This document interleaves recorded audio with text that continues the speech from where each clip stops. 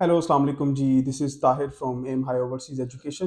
उम्मीद है आप सब खैरियत से होंगे। जैसा कि आपको पता है कि हम लोगों ने ये चैनल बनाया है स्टूडेंट्स को और उन लोगों को गाइड करने के लिए जो या तो स्टूडेंट वीज़ा लेने में इंटरेस्टेड हैं किसी भी कंट्री का, जिन कंट्रीज़ की हमारे पास इंफॉर्मेशन होती है, या जिन कंट्रीज़ को हम आपके लिए जिन कंट्रीज़ पे वर्किंग स्टार्ट करते हैं, या वो लोग जो अपनी इमिग्रेशन करवाना चाहते हैं ऑस्ट्रेलिया की या कनाडा की, या वो लोग जो वर्क परमिट लेने में इंटरेस्टेड हैं। तो ये चैनल हम लोगों ने बनाया आपकी इन्फॉर्मेशन के लिए, ताकि आपके पास कंसल्टेंट के पास जाने से पहले काफ़ी हद तक इन्फॉर्मेशन हो और आप उनके साथ क्रॉस क्वेश्चनिंग भी कर सकें, और दूसरा, किसी भी किस्म के स्कैम से या किसी भी किस्म के धोखे से आप लोग बच सकें। तो आपको आज एक नई वीडियो के साथ मैं आपके सामने हाजिर हुआ हूँ। ठीक है, ये वीडियो है उन लोगों के लिए जो इस वक्त यूके के वर्क परमिट या तो ले चुके हैं या उनको लेने में इंटरेस्टेड हैं, या वो सोच रहे हैं कि हमें ये लेना चाहिए या नहीं लेना चाहिए। तो इस वीडियो में हम लोगों ने बेसिकली 7 पॉइंट्स ऐसे हैं जिनको हम लोगों ने हाईलाइट करना है, और इस वीडियो को आप एंड तक देखें। इस वीडियो को देखने के बाद आपको अंदाज़ा हो जाएगा कि यूके में वर्क परमिट अगर आपको कोई दे रहा है, या आप इस तगोदों में हैं आपको कि आपको वर्क परमिट मिले, तो आपको किन चीज़ों का ख्याल करना है, किन चीज़ों का ख्याल करके आप किसी भी किस्म के धोखे से बच सकते हैं, या किन चीज़ों का ख्याल करके आप यूके जाके कंफर्टेबली अपने खर्चे पूरे कर सकते हैं, और बड़ी आसानी से आप वहाँ पे जाके सेटल भी हो सकते हैं। सो मैं अपनी वीडियो को जो स्टार्ट करता हूँ, स्टार्ट में सबसे पहले इंट्रोडक्शन है। इंट्रोडक्शन का मतलब ये है कि यूके का जो वर्क परमिट है, इसके बारे में बहुत सारे लोगों को डाउट है कि ये वर्क परमिट है किसी यूरोपियन कंट्री की तरह का, या इसकी हकीकत क्या है। तो देखिए, यूके में जब से यूके यूरोपियन यूनियन से अलहदा हुआ है, तो यूके में जो वर्क फोर्स है, जो काम करने वाले लोग हैं, उनकी काफ़ी कमी है। पहले काफ़ी यूरोपियन यूके में काम करते थे बिकॉज उनको वीज़ा नहीं चाहिए होता था, लेकिन जब यूके ब्रेग्जिट के बाद अलहदा हुआ यूरोपियन यूनियन से, तो उसके बाद वो यूरोपियन जो वहाँ पे काम करते थे फ्रीली, और अब उनको चूँकि वीज़ा चाहिए था, सो उनमें से मैक्सिमम लोग यूके को छोड़ गए, और उनको जो वर्क फोर्स है उनकी ज़रूरत पड़ी। सो वो वर्क फोर्स मोस्टली पाकिस्तान से, इंडिया से, बांग्लादेश से, इन मुल्कों से जाती है वहाँ पे काम करने के लिए। सो दैट्स वाई यूके का जो वर्क परमिट है वो जेन्युइन है। अगर आपको कुछ चीज़ों का ख्याल करें जिनके बारे में मैं आपको आगे आने वाली वीडियो में बताऊँगा, तो वर्क परमिट बिल्कुल एग्जिस्ट करता है यूके का।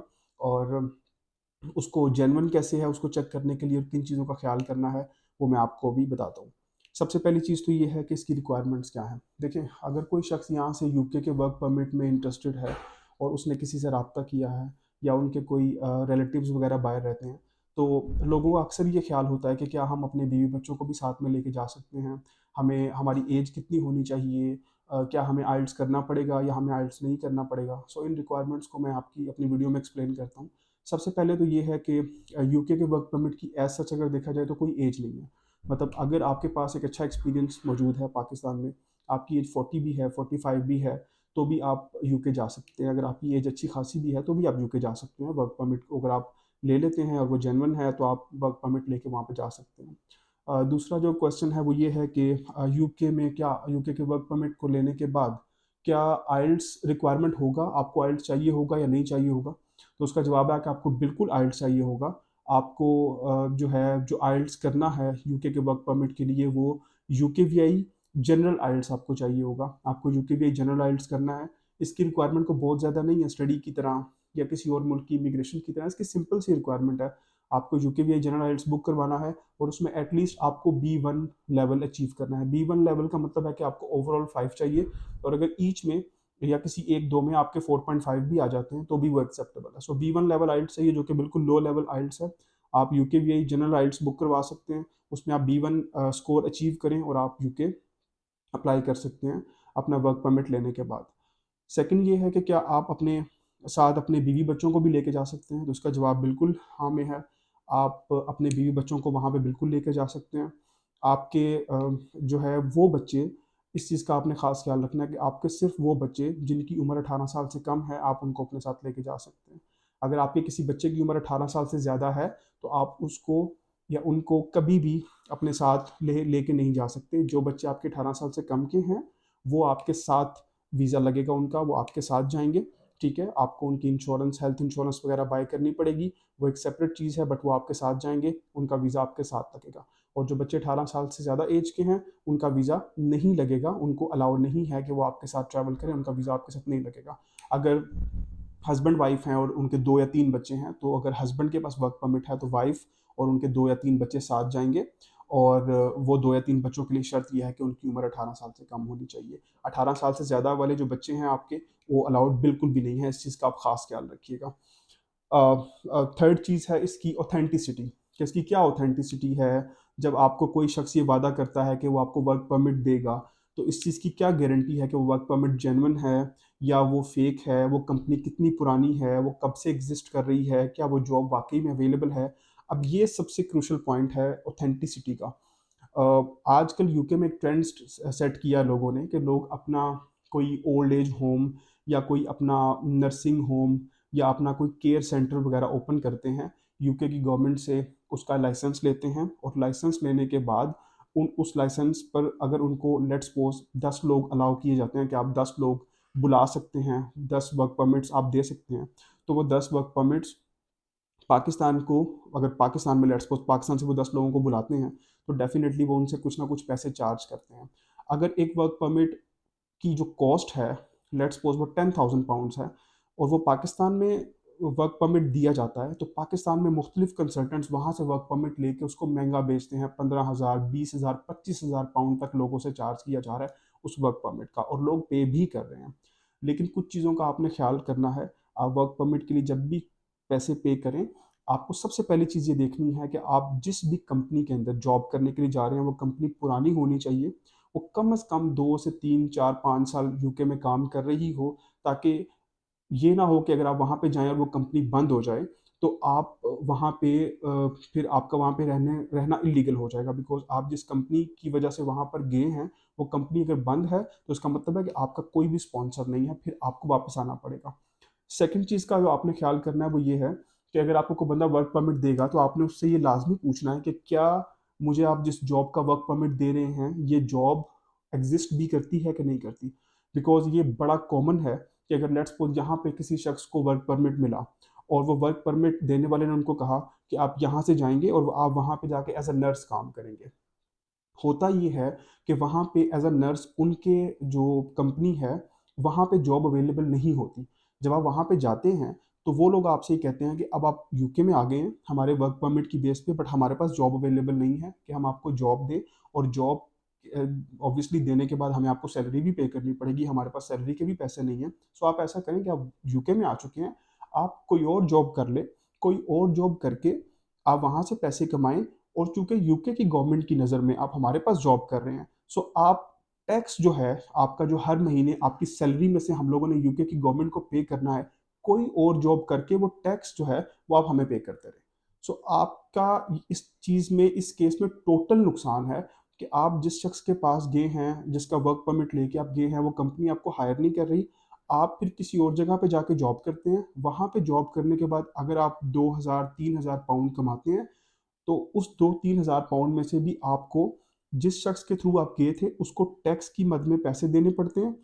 फिर वो यूके की गवर्नमेंट को शो करते हैं कि आप स्टिल उनके पास जॉब कर रहे हैं, और वो आपसे हर महीने टैक्स की अमाउंट लेते रहते हैं, और आपको वहाँ पे गुज़ारा करना काफ़ी मुश्किल हो जाता है। सो इस चीज़ को मेक श्योर करें कि जो वर्क परमिट आपको मिल रहा है, उस कंपनी के पास आपके लिए जॉब भी है, वो आपको एक्चुअल में वहाँ पे हायर करेंगे और आपको सैलरी देंगे, और सैलरी में जो टैक्स कटेगा वो टैक्स काट के वो यूके की गवर्नमेंट को देंगे, और बाकी सैलरी आपको देंगे। अगर आपने यहाँ से उनके वर्क परमिट पे जाना है, जॉब कहीं और करनी है, और उनको आपने हर महीने लाज़मी टैक्स की अमाउंट पे करनी है, तो ये आपके लिए टोटली जो है ना वो लॉस है आपका, क्योंकि आप कहीं और से कमा रहे हैं और आप उनको टैक्स पे कर रहे हैं, ताकि वो यूके की गवर्नमेंट को ये बता सकें कि आप उनके पास स्टिल जॉब कर रहे हैं। सो आपको उनका कोई फ़ायदा नहीं है। एक तो आप पाकिस्तान से पेमेंट करके जा रहे हैं, और सेकंडली ये कि आप वहाँ जाके भी आप उनको टैक्स की अमाउंट पे कर रहे हैं। सो इस चीज़ का आपने ख़ास ख़्याल रखना है।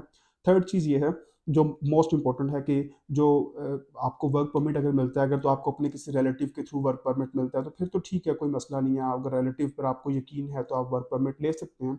लेकिन अगर आपको वर्क परमिट किसी कंसल्टेंट के थ्रू मिलता है या किसी एजेंट के थ्रू मिलता है, तो आपके लिए ज़रूरी है कि आप उस कंपनी को गूगल पे भी चेक करें। अगर अगर आपके कोई यूके में रिलेटिव रहते हैं, तो आप उनको कहें कि वो फिज़िकली जाएँ वहाँ पे और उस जगह पे जाके उस कंपनी को चेक करें कि वो एग्ज़िस्ट करती है या नहीं करती, वो कितने अरसे से एग्ज़िस्ट कर रही है, वो टैक्स पे कर रहे हैं। ये ना हो कि आप वहाँ पे जाएँ और वहाँ पे जाने के बाद वो कंपनी बंद हो जाए, और अगर वो कंपनी बंद हो जाएगी, तो वो तो जिस तरह से भी बंद हुई है, आपका वहाँ पे रहने का जवाज़ ख़त्म हो जाएगा। उसके बाद यूके की गवर्नमेंट अगर चाहती है, तो वो आपको अपने मुल्क से निकाल सकती है, बिकॉज़ आप जिस कंपनी में जॉब करने आए थे, उस कंपनी में वो कंपनी अभी मज़ीद एग्ज़िस्ट नहीं करती।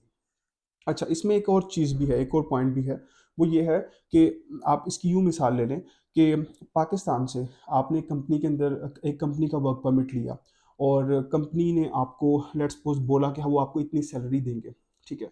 अब अगर वो कंपनी आपको पाकिस्तान बुला के सैलरी दे रही है, तो चूँकि पाकिस्तान में मोस्टली लोग वर्क परमिट जो ले रहे हैं, वो अपने हस्बैंड, वाइफ़ और बच्चों के साथ ही शिफ्ट हो रहे हैं यूके में।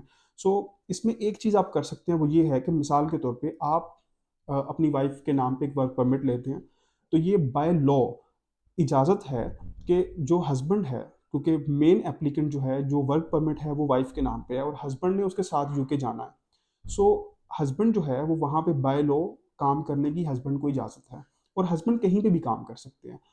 वाइफ का काम उस कंपनी में करना ज़रूरी है, हस्बैंड का काम उस कंपनी में करना ज़रूरी नहीं है, बिकॉज़ हस्बैंड उनके साथ गए हैं वीज़े के ऊपर, बट वो एक डिपेंडेंट के तौर पे गए हैं। So just like student visa, जो मेन एप्लीकेंट हैं, वो अगर आपकी वाइफ हैं और आप हस्बैंड हैं, आप उनके साथ वर्क वीज़ा उनका है, वर्क परमिट उनके नाम पे है, आप उनके साथ गए हैं, तो हस्बैंड कहीं पे भी जॉब कर सकते हैं। सो आप कोशिश कीजिए कि अगर आप वर्क परमिट ले रहे हैं और आप एज़ अ फैमिली मूव कर रहे हैं, तो हस्बैंड जो है वो वाइफ़ के नाम पे वर्क परमिट इश्यू करवाए। वाइफ़ की जिन जिन भी फ़ील्ड में वाइफ़ की एजुकेशन है, एक्सपीरियंस है, और हस्बैंड वहाँ पे जाके कोई दूसरी जॉब करें, वो कोई भी जॉब कर सकते हैं, ठीक है? एज़ पर लॉ जो भी मतलब कानून में जिस चीज़ की इजाज़त है, और ह वाइफ़ जो हैं वो उस कंपनी में जॉब करती रहें जहाँ पे उनको वर्क परमिट मिला है।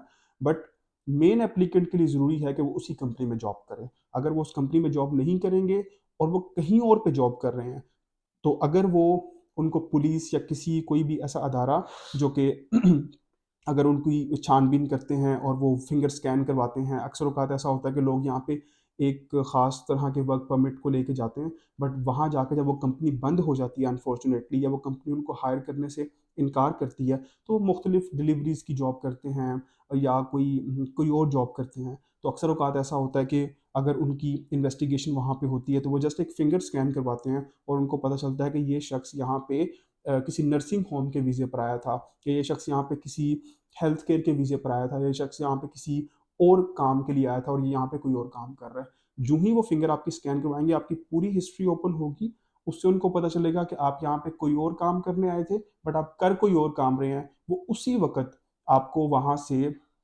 यूके से एक्सपेल कर सकते हैं, यूके से निकाल सकते हैं, और पॉसिबल है कि आप पे शायद बैन भी लगा दिया जाए। सो मेन एप्लीकेंट जो है, उसके लिए ज़रूरी है कि वो जो वर्क परमिट यहाँ से लेकर गया है, वो अपने एम्प्लॉयर से ये कहे कि क्या आप मुझे एक्चुअल में हायर भी करेंगे और आप मुझे सैलरी भी देंगे। ये मुमकिन नहीं है कि मैं वर्क परमिट आपसे लूँ और मैं सैलरी वहाँ जाके कोई और जॉब ढूँढूँ, और अगर मैं पकड़ा जाऊँ तो मुझे यूके से निकाल दिया जाए, और अगर मैं पकड़ा नहीं भी जाऊँ, तो भी मैं कहीं और से इनकम अर्न करूँ और मैं आपको हर महीने ज़रूर टैक्स दूँ, क्योंकि आपने यूके की गवर्नमेंट को शो करना है कि हमने इस शख्स को वर्क परमिट दिया था और ये हमारे पास आया था और हमारे पास स्टिल ये हायर्ड है और हम इसको सैलरी दे रहे हैं। सो अगर आप वहाँ पे पकड़े नहीं भी जाते, तो भी आपको टैक्स देना पड़ेगा जिसने आपको वर्क परमिट दिया उसको, ताकि वो शो कर सके कि आप उसके पास स्टिल जॉब कर रहे हैं।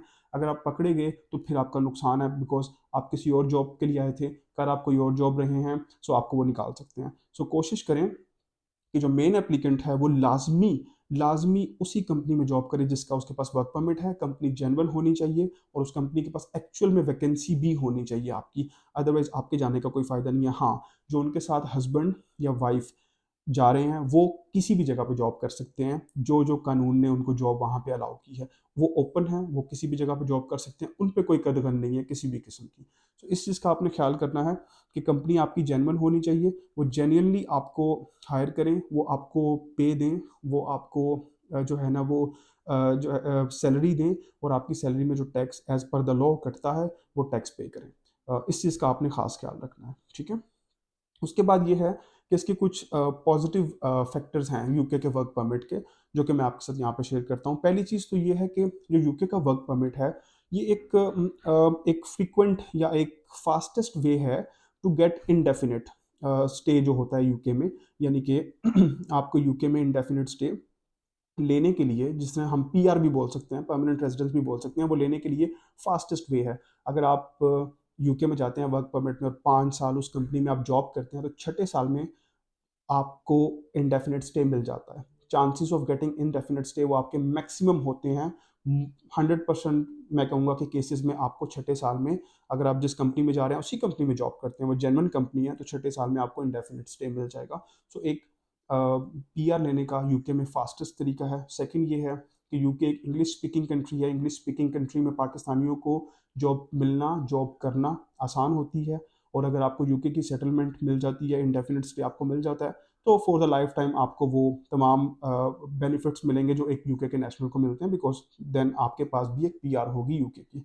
सो इसमें जो एक और प्लस पॉइंट है यूके का, वो ये है कि आपको आइल्स बहुत कम चाहिए होता है। नॉर्मली तौर पे दूसरी कंट्रीज़ में जहाँ पे आप इमिग्रेशन करवाते हैं, ऑस्ट्रेलिया में या कनाडा में, वहाँ पे आपको आइल्स चाहिए होता है बहुत ज़्यादा। जिस तरह कनाडा में आपको 8 777 बैंड चाहिए होते हैं, 8 इन लिसनिंग में और 777 इन रीडिंग राइटिंग एंड स्पीकिंग में। ऑस्ट्रेलिया में आपको स्ट्रेट 7 चाहिए होता है, बट इन यूके अगर आप यूके वी जनरल आइल्स बुक करते हैं फॉर यूके वर्क परमिट, तो आपको जस्ट B1 चाहिए, which is 5 overall. So 5 overall achieve करना कोई इतनी मुश्किल बात तो है नहीं, और वो भी सिर्फ मेन एप्लीकेंट को करना पड़ेगा। जो बाकी के फैमिली मेम्बर साथ जा रहे हैं, बच्चे और शोहर या बीवी, उनको नहीं करना पड़ेगा, सिर्फ मेन एप्लीकेंट को करना पड़ेगा इस केस में आपको। सो ये इसका सेकंड प्लस पॉइंट है। थर्ड प्लस पॉइंट इसका ये है कि इसमें वीज़ा रिफ्यूज़ल के चांसेस ना होने के बराबर है। अगर आपकी कंपनी जेन्युइन है, आपका आइल्स ठीक है, आपने कोई फेक डॉक्यूमेंट नहीं लगाया, आपने कोई फेक डॉक्यूमेंट नहीं लगाया, तो इसके वीज़ा रिफ्यूज़ होता ही नहीं है। इसके वीज़ा के चांसेस 100% होते हैं ऑलमोस्ट। आपको किसी किस्म की कोई परेशानी का सामना नहीं करना पड़ेगा, और ये फास्टेस्ट वे है। नॉर्मली तौर पे कनाडा है या ऑस्ट्रेलिया है, उनकी इमिग्रेशन पे साल, 2 साल, 2.5 साल भी लग जाते हैं इमिग्रेशन पे, आपका नंबर आते हुए, आपका नाम आते हुए। बट इन यूके अगर आप वर्क परमिट ले लेते हैं जो कि जेन्युइन है, तो आपका जो टोटल प्रोसेस है आइल्स करने से लेके वीज़ा लेने तक, वो 2 महीने के अंदर, 3 महीने के अंदर आपका पूरा प्रोसेस पूरा हो जाता है। आपके पास वर्क परमिट होना चाहिए, आइल्स होना चाहिए, आपका वीज़ा फौरी तौर पे फाइल हो जाए, आपका वीज़ा आने में किसी किस्म की आपको प्रॉब्लम नहीं होगी। एक तो वीज़ा भी आएगा, और दूसरा ये है कि आपका वीज़ा क्विकली आ जाएगा। थर्डली ये है कि इसमें जो लोग यूके के वर्क परमिट को लेने के लिए किसी से रब्ता कर रहे हैं, उनके लिए मेरी सजेशन यही है अगेन कि आप कंपनी चेक करें वो जेन्युइन है। अगर कोई रिलेटिव है वहाँ पे, उनको कहीं फिजिकली विजिट करें, कंपनी एक्चुअल में आपको हायर करे, कंपनी आपको सैलरी दे, कंपनी उस सैलरी में टैक्स काट के खुद यूके की गवर्नमेंट को पे करे जितना वो पे करना चाहें, और आप जो है वो किसी भी ऐसे शख्स से वर्क परमिट ना लें जिनको आप नहीं जानते, या वो किसी ऐसी कंपनी का आपको बता रहे हैं जिस कंपनी को आप वेरीफाई नहीं कर सकते। कभी भी एक्स्ट्रा अमाउंट लोगों को पे ना करें जब तक आप वेरीफाई नहीं कर सकते। आई होप मेरी ये जो वीडियो है, ये आप लोगों के लिए जो वहाँ पे यूके के वर्क परमिट को देख रहे हैं, उनके लिए हेल्पफुल रही होगी। मुझे काफ़ी डिमांड आ रही थी इस वीडियो को बनाने की। मुझे कैनेडियन इमिग्रेशन के हवाले से भी काफ़ी डिमांड आई है कि मैं उस हवाले से भी वीडियो बनाऊँ, मैं उस हवाले से भी वीडियो बनाऊँगा। मुख्तलिफ और कंट्रीज़ जो एजुकेशन के लिए जहाँ पाकिस्तानी जाना चाहते हैं, उनके हवाले से वीडियो बनाऊँगा। सो आप मेरे चैनल को सब्सक्राइब करें, लाइक करें। अगर आपको अच्छी लगी वीडियो तो कमेंट भी करें, बिकॉज़ इस चैनल पे अभी आपको मज़ीद वीडियोज़ देखने को मिलेंगी। Thank you so much. अल्लाह हाफ़िज़।